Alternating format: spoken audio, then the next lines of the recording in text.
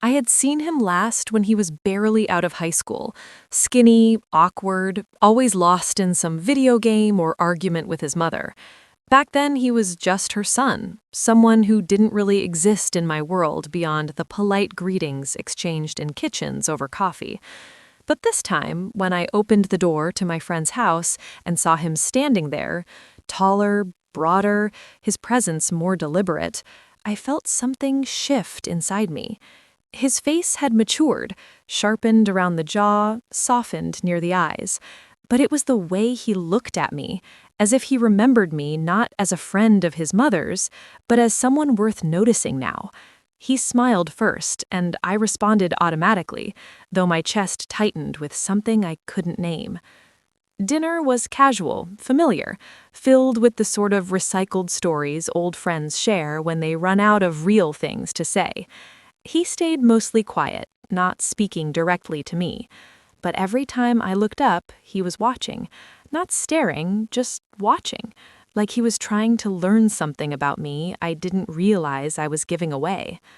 The room felt warmer than it should have. At one point, I excused myself to the bathroom just to splash cold water on my wrists. I stared at myself in the mirror and didn't recognize what I was trying to hide. When I returned, they were finishing dessert. As I reached the door to leave, he stepped behind me, opened it before I could touch the handle. "Careful driving," he said, close enough for his voice to feel like warmth against my neck. I turned slightly, searching his face for mockery, for playfulness. But he wasn't smiling. His expression was unreadable, almost indifferent. Then he added, "Shame you live so close. Makes things more complicated." In the car, my hands trembled slightly on the steering wheel. I told myself it was nothing, just a young man trying to be clever, testing boundaries that didn't exist. But that night, when I undressed in the bathroom, I found myself looking at my own body differently. Not critically, not even curiously, just with a certain attention I hadn't felt in years. Something stirred in me. Not a memory, but something closer to anticipation. My husband was already in bed, half asleep, reading something on his tablet. He looked up, smiled briefly, then turned back to the screen. I lay beside him, silent. He didn't notice. Or maybe he did and chose not to ask. That was how we worked lately. Gentle, polite avoidance of things we couldn't quite name. In the dark, I replayed that moment at the door, his voice close to my ear, the pause before his words. I knew I would see him again, and I also knew, though I tried not to admit it, part of me wanted that more than I wanted anything else in weeks. It wasn't desire, exactly.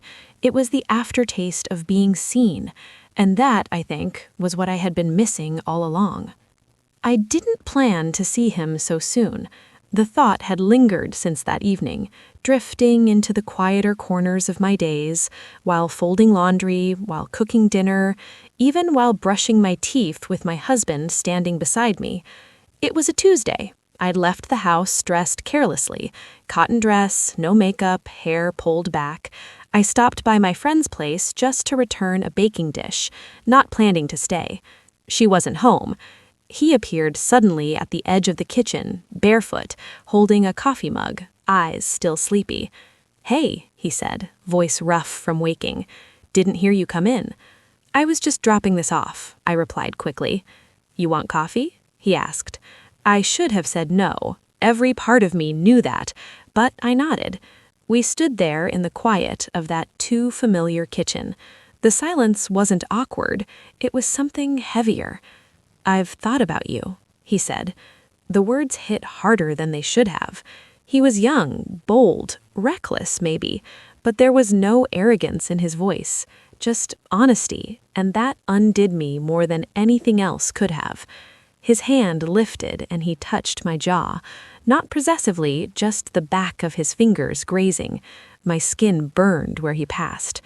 Then it happened. He leaned in slow enough that I could have stopped it, pulled away, laughed it off, but I didn't. The moment was heat, sudden and consuming.